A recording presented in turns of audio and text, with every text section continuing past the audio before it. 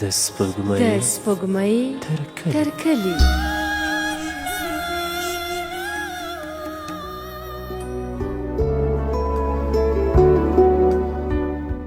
د سپوږمۍ تر کلي خپرونې قدرمنو دوستانو سلامونه او نیکې هیلې. په دې هیله یم چې ټول به روغ جوړ خوشحاله یاست. دوستانو بیا هم د ناولونو په لړ کې دا ځل تاسو سره د مینې د نن په لور لومه کې ناول له تاسو سره شریکوم. په دې هیله یم چې تر پای شیبو راسره اوسئ.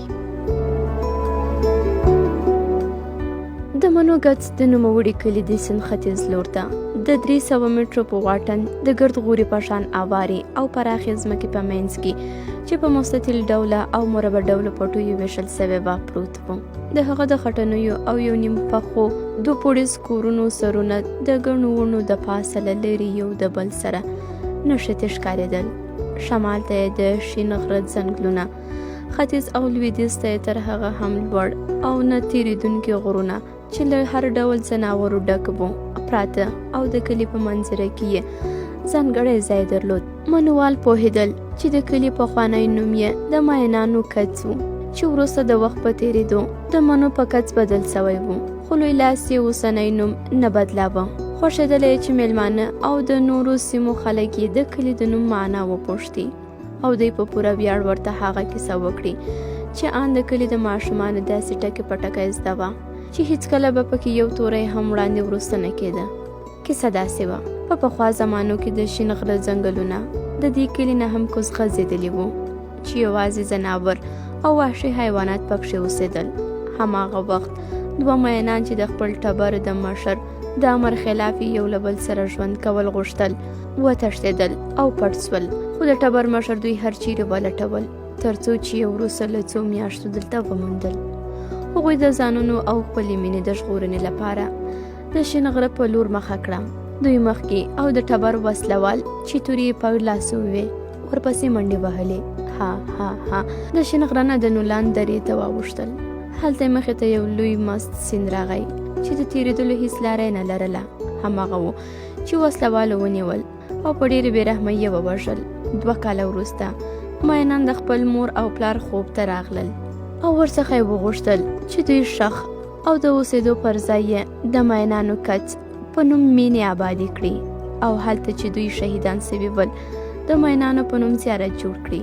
هماغه و چې دواړه کورنۍ له خپل ټبر نه بیلې او دې سیمې ته په راتګ یې د ماینانو کڅ په نوم کلی جوړ کړ. کله چې هغوی د دواړو ماینانو د هډوکو د موندلو په هوډ تر شنه غره واوښتل، د نولان د سیند په غاړه یې د هغوی جسدونه ولیدل چې لکه نننۍ مړی تازه پراته وو.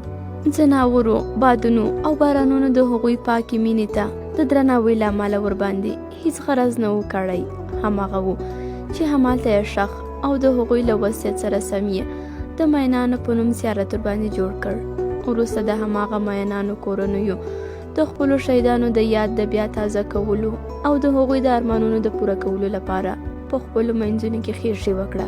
په دې اساس ټول ننني منبال د هماغه ماینانو خپلوان دي، خو پوښتنه دا ده چې دوی هم د پخوانیو غوندې ماینانو ته خواخوږي دي او که غمازان. اوس د غبرګولي د میاشتې سور لمر لګېده او له هماغه پیښې څخه په سلګونه کلونه تیر سوي وو. منوال د کلي شاوخوا په پټیو کې ملا تړلې په کار بوخت وو. چا لو کاوه، چا درمندونو ته د غنمو ګېډۍ چلولې او چا د لمر وهلو مرغیو په څېر هغې لویې ویالې ته پناه وړله چې د شنه غره په لمنو کې له سیند څخه رابېله سوې وه او د پراخو ځمکو په منځ کې تر اوږد سفر وروسته یې د منو کڅ کلي په 2 برخو ویشلی او همداسې مخ کښته له یو شمېر پټیو او کلیو څخه تېرېدله او په پای کې په پټیو کې ورکېدله. د سیند په شان د دغې ویالې دواړو خواو ته هم ځینې ځایونه په یوه لیکه د توتو او ولو ونې او ځینې ځایونه باغچې پرتې وې. تر کلي کوز همدې ویالې ته نږدې یوه کورنۍ چې ښځه، میړه او 2 زامن یې وو د ملا اذان راهیسې د غنمو په پټي کې په کار لګیا وو. پلار زرغون له 2 زامنو توریالي او زلمي سره لو کاوه او مور یې بسۍ ترور تر شا یې هم دلته او هلته بې ځایه پراته وږي ټولولو او هم د غنمو سترۍ منظمولې. هغې سر راپورته کړ او په یوې سترګې پټولو یې لومړی لمر، وروستی میړه او زامنو ته وکتل او له ځان سره یې وویل: وایي خدایه چې عیل مې ناجوړه نسي. وروسته یې تر ګونجې پوستکي لاندې غومبرور مخ د میړه خواته واړوه او په لوړ غږ یې نارې کړې: وسړیه، په خولو لاندې خیشته سوی، لږه دمه وکئ، څه ماسن خو راپسې نه دی. د زرغونه اکا ډنګره او هډوره تنه په وړو غنمو کې رانیغه سوه. لومړی یې خپلو جامو او وروسته یې زامنو ته سترګې واړولې. بس که هلکو، دمه ووهئ، وغورځوئ لور، وغورځوئ، په یوه ورځ نه خلاصېږي. دواړو ورونو سرونه راپورته کړل. د توریالي په غټ ورمېږ او ننوتو باړخوګانو د غنمو پشلې ناستې وې. زلمی چې د غنمو د ګردونو له لاسه خړپړ سوی اوږد سپین مخ د توریالي په لور واړوه، نو په خندا یې وویل: ادې بیا ونه وایه، د توریالي نه مخکې یمه، شاته نه یمه. هو زویه، ته خو ځوان یې، سبا بل سبا ښځه غواړې، که اوس هم ځان درته ورکوټی هلک ښکاري. توریالی په خندا سو: ما په تبه لو کوه چې سړی نه سمه، که نه تا غوندې 5 کسان ما نیولی نسي، پوه سوې. زلمي د ملا څخه څادر خلاص کړ، د خپل نریزان په شلې یې ورباندې ټک وهلې او د ویالې په لورې په تک کې غږ وکړ: نور نو څه ووایې؟ توریالي ورته کش کش وکتل. وروسته د هم له خپلې منډلې تنې څخه پښلې وڅنډلې او ورپسې روان سو. یوازې مور په پټو کې د وږي ټولولو او ستریو جوړولو ته دوام ورکاوه. پلار او زامن د ویالې په تل کې په اوبو چې په وړي کې کمېدې خپل مخونه، لاسونه او ورمېږونه ومینځل. وروسته له هماغه منګي نه چې د توت د ونې سیوري ته ایښی و اوبه وچښلې. زلمی له پلار سره په پلاستیکي فرش کښېناست او ونې ته یې تکیه وکړه، خو توریالي له جیبه موبایل راویست. د ویالې په غاړه یې هم په اوبو کې پښې وهلې، هم په موبایل کې ګوتې. زرغونه اکا چې مخامخ وړاندې د سیند د غاړې ونو ته یې کتل او په خپلې شناوۍ ژیرې یې لاس تېراوه چې اوبه یې وچې کړي. په ټیټ غږ وویل: ولا خلکو درمنونه غوبل ته تیار کړه.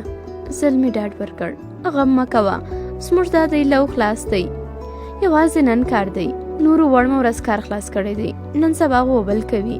توریالي هیڅ نه ویل او په چورت کې یې هغو ګوګوشتو ته کتل چې د ویالې له بلې غاړې د توت ونې ته نه وې راغلې او اوس یې یو د بل د سر او ورمېږ په بڼکو کې ټونګې وهلې. زلمي د پلار خبرې ته بیا جواب ووایه: خو ټول ستا او د ادې د لاسه دي، خو د سپال به م ورکړی و، تاسې نه، خلک به وایي چې ژر یې ورکړه. توریالي مخ ور واړوه: رښتیا وایې، توړی دې هم دې ته نه ګوري چې د لو وخت دی، د خلکو غنم به په پټیو کې خراب سي، را روان دي، بیا ټوله ورځ دلته تېره کړي. زرغونه اکا له خپله اعتراض یې تېر سو: ځه ورکې که، ښه ده چې لور د سړي په خیر او عزت د کور نه لاړه سي، د ښځې طایفه ده، خدای دې نه کړي سړی په لویه لانجه اړولی سي. توریالي پلار ته کتل، خو چورتونه یې چېرته بل ځای کې وګرځېدل چې ناڅاپه یې په لاس کې ټلیفون سندره پیل کړه. جانانه په زړه کې مې ستا یادونه راورېږي. هغه ژر وکتل، خو سندره هم ژر بیرته غلې سوه. د ټلیفون د شمیرې ترڅنګ د جمعګل ماما نوم لیکلی و. دا یې هماغه ماما و چې د کوژدې په دوران کې یې زرغونه اکا او خپلې خور ته اخطار ورکړی و چې تر واده پورې له یو بل سره ونه ګوري. خو یوه ورځ یې دواړه په خپل کور کې په خبرو کولو ګیر کړل او داسې جګړه یې ورسره وکړه چې نږدې و د زرغونه اکا په مرګ پای ته رسېدلې وه. له هماغه وخت راهیسې له دواړو سره نه غږېده، خو بچیانو یې تګ او راتګ درلود. توریالي اوس په دې چورت واهه چې هغه ولې سم زنګ ونه واهه چې مسکال یې راکړ. په همدې وخت کې بل سندریز مسکال راغی. هغه ناڅاپه نارامه سو، ځکه یې له مسکالونو څخه یې معلومېدله چې دا یې ماما نه بلکې د هغه لور زرمینه ده. خو حیران و چې هغه ولې د ورځې مسکال ورکوي.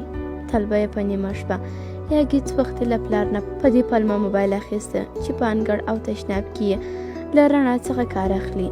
وروسته به یې ده ته مسکال ورکاوه او ده به بیرته زنګ ورواهه، خبرې به یې وکړې. د توریالي زړه په دربېدو سو چې خدای مه کړه زرمینې ته کومه ستونزه پیښه سوې نه وي. هغه نارامه د سترګو تر کونج پلار او ورور ته وکتل چې ورباندې پوه سوی خو به نه یي. زرغونه اکا وپوښتل: څوک دی؟ هېڅوک، هسې ځورول کوي، خپل خپلوان به وي که نه؟ توریالي موبایل جیب ته کړ: نه معلومېږي، نوې نمره ده. له زرمینې سره د هغه په اړیکو هېڅوک خبر نه و. حیران و چې څه وکړي او ډېرې نارامۍ یې یوې او بلې خواته سترګې ګرځولې چې بیا په ونه کې هماغه ګوګوشتکې ولیدی چې لا اوس هم د یو بل په بڼکو کې ټونګې بهي خوند اخلي. په زړه کې یې وګرځېدل څونه نیکمرغه دي کولی سي ازادانه مینه وکړي، خوښي او غم شریک کړي، نه د چا نه شرمېږي نه ډارېږي. بیا چرته زرمینې په لورې لاړ. د هغې نرۍ اوږدې سترګې تر نرۍ ولاړې پزې لاندې یې تر خپلې اندازې لږ غټې شونډې او د هغې زړه راښکونکې موسکا له سترګو تېره سوه. هسې نه چې د کومې غټې لانجې سره مخامخه وې او زه بېغمه ناست یم. بیا د سترګو له کونجه پلار او ورور ته نظر تېر کړ. زرغونه کاله جیبه ژمنځ راویستلې وه او له ژیرې یې د غنمو پشلې بېلولې او زلمې وړې هندارې ته خپل ګډوډ وریښتان جوړول. په دې وخت کې توریالی ناڅاپه پاڅېده. پلار یې مخ ور واړاوه. زه د خیره لو ته، توریالي په احترامانه لهجه وویل. زه به هم ګلو په مخ لږې تشې وکم، بیا درځمه، تاسې لاړ سئ. هغه وړاندې د ویالې نه لږ لرې د یو باغ د دیوال په لوري او زلمی او پلار یې بېرته پټي ته لاړل. کله چې هغه د دیواله شاته پناه سو نو موبایل یې راویست او د جمعه ګل ماما نومبر یې وباهه. زړه یې سخت نارامه و چې د زرمینې په بابت خبر وانه وري. نو دویم زنګ وروسته ټلیفون رخ سو خو چا خبرې نه کولې. کله چې دی د شفر مطابق 2 ځلې وټوخېد د هغې خوا زرمینې وخندل. توریالی په ټوکو په قهر سو. زما دې زړه وغورځوه چې څه خبره ده، ته خو خاندې. نه خیر او خیریت دی، په کور کې یې؟ هو که نه، نو چېرته اوسم؟ بل څوک نسته؟ زرمینې بیا کټ کټ وخندل. نه، پلار مې او لونګ لالا مې پټویو ته تللي، ټلیفون ترې پاته سو. یوازې خیالو روکی مې سته، خپل نوي توپ سره مستی کوي. زرمینې بیا کټ کټ وخندل. وویرېدې چې څوک را باندې پوه نسي؟ نه په ځان نه، په تا ویرېږمه. توریالي غږ ټیټ کړ او له موسکا سره یې دسیسه کارانه وویل. اخ چې نږدې وای دستې درتلمه، لږ خو به مې ستا ښایسته سترګې لیدلې وای. زرمینې په ناز ګیله وکړه. اوهو ته او دونه ننګ چې زه دې پوښتنه ونه کم، ته بې پروا خو مې په کال هم نه یادوې. دا نو زه دې څنګه پوښتنه وکم؟ ټلیفون خو تا سره نه وي چې زنګ درته ووهم. ولې خدای پښې در کړي دي، هسې پلمې جوړوې. زه چې ویمه بې پروا یم ویمنه نو. نه یو خو دې ورځو کې کارونه ډېر دي، بل مې مور او پلار هم تاسې کره نه در پرېږدي. خو رښتیا بل مې لکه چې په لونګ غربېلوې. دواړو کټ کټ وخندل. وروسته زرمینې جدي وویل. په لونګ یې څه؟ د خپل ماما کره راځې نو د پردي کور خو نه دی؟ ستا پام نه دی چې زه درسمه؟ هغه داسې ببر مبر وي لکه په ما او تا چې خبر ووسي. نه هغه د هر چا سره همداسې دی. ښه ګورو به، ځه ښه دی چې ته جوړه یې. زما هسې سودا سوه، موږ هم پټیو کې لو کوو. زرمینې دا ځل جدي وویل. زه ښه یم، زما غم مه کوه، په ځان پام کوه چې جلدي ونه وهي. یو څادر مادر دسمال مسمال د سر نه تاو کا، ویاله نږدې ده، هر وخت سر لمدومه. توریالی منتظر سو، هغې څه ونه ویل. زرمینې زرمینې اورې؟ هو خبرې کوه، څنګه غلی سوې؟ هسې بېګا مې خوب لیدلی و، هماغه مې په فکر کې وګرځېده. ښه دې لیدلی، خدای دې ښه کړي. څنګه خوب و؟ نه پوهېږم چې ښه به وي که بد، خو تا د بلې جلۍ سره واده کړی وي، د ډولۍ سره کور ته روان یې. زه هر څونه درپسې چغې وهم، ته یې نه اورې، منډې درپسې وهم، خو یو قدم تللی نه سم. ځه ښه دې لیدلی دی، خلک وایي خوب سرچپوي. ډېره مې سودا وه چې غږ مې دې واورېده، زړه مې ولګېده. ځه ښه سو، ما دې هم غږ واورېد. رښتیا دا غږ د دونې خوږ لګېږي چې په دنیا کې بل داسې خوږ غږ نسته. زرمینې په ناز قهر وکړ. دا خو در سره نه منمه، زما نام غږ مې درته ګران دی ها؟ توریالي وخندل. نه نو ته فکر وکړه چې غږ دې راته دونې ګران دی، ته به څونی یې لیونۍ. ښه زرمینې زه ځمه چې پلار د غومې ورخطا نسي چې هلک څه سو. اوهو تو خبرې وکړه، دستې کار درته پیدا سي. ښه نو که دې وکولی سول یو ځل سر راښکاره کړه چې دې ووینمه. زه هم غواړم چې تا ووینم، که نن سبا که ونه سو چرت مه خرابه به. ځه خدای دې خیر کړي. د خدای په امان، د خدای په امان. توریالي موبایل بند کړ او یوه شیبه یې همداسې چورتي د باغ تر خټین دیواله راوښتي د توت څانګو ته کتل. وروسته یې یوه دانه توت راوښکاوه او خولې ته یې واچوه. کله چې مخ راواړوه چې بیرته د پلار څنګ ته لاړ سي، نږدې و چې له زلمي سره ټکر وکړي. توریالی ورخطا یو قدم شاته لاړ. اوهو ته دلته څه کوې؟ زلمي چې په کږو کتو په ګواښ سر خوځاوه وویل. ښه داسې چل دی ها؟ نه څه چل دی؟ هیڅ چل نه دی. خو زلمې هماغسې کتلو او سر خوځولو ته دوام ورکاوه. زه وایم چې موبایل ولې بل چاته نه ورکوې او بل کارت یې هم زر ختمیږي. نه خو پلار راته ویل تا سره دې وي که نه کارت کله دونه ژر ژر ختمیږي. ما ټولې خبرې واورېدې. څه مې غولوې؟ کله چې په نرمه نه سوه توریالي قهر ته مخه کړه. غلی څه غلی؟ ټولې خبرې واورېدې. څه خبرې دې واورېدې؟ چټي لګیا یې. خو زلمی په دې پلاستیکي قهرونو نه غولېده. ته لکه چې د پلار او ادې نه پټ د ماما کره ځې که هغه خبر سي. توریالی پوه سو چې زلمي ان نجلۍ هم پېژندلې ده ځکه بیرته نرم سو. ګوره روکیه زموږ منځ کې هیڅ داسې خبره نسته. نه بیخي خوري وروري ده. هسې مې نه دي ویلې. موږ پاکه مینه ده. ساتیری غولول مولول نه دي. زلمي په بې پروایۍ وویل سمه ده ادې او پلار به هم له دې پاکې مینې خبر کو. توریالی ورخطا سو. نه تا ته مې ځکه وویل چې باور در باندې لرم چې چاته نه وایې. ما خو درته ویلي و که نه دا ټوکه نه ده. رښتیا مینه ده. رښتیا مینه بیا څنګه وي؟ خو سم وایي چې یارانه م جوړه کړې. ګوره ته یې په ټوکه مه اړوه. موږ د یو بل سره واده کړې ده چې مړه هم سو په ګډه به مرو که ژوند کوو هم په ګډه به یې کوو. زلمي ورېځه واچولې. ښه خبره ډېره وړاندې تللې. هر څنګه چې یې بولې خو تر څو چې موږ خپله ویلي نه وي ته چاته مه وایه. زلمي شا واړوله روان سو. دا پټونه مې د لاسه نه کېږي. توریالي په منډه له لاسه ونیو. په یو کلک ټکان یې د هغه مخ د ځان خواته راواړو او ډېر جدي یې وویل ګوره لکه دا زه ټوکې نه کوم پوه سوې که څوک خبر سو بیا ګیله به نه کړې. زلمي د توریالي سترګو ته لنډه شیبه وکتل. وروسته مسکی سو. زه ځم د غرمې ډوډۍ راوړمه. هغه په تګ کې بیرته مخ توریالي ته چې په اندېښنه یې کتل واړوه او سترګه یې ووهله. وروسته توریالی په هماغسې اندېښنه د پلار څنګ ته لاړ او په لو کولو بوخت سو.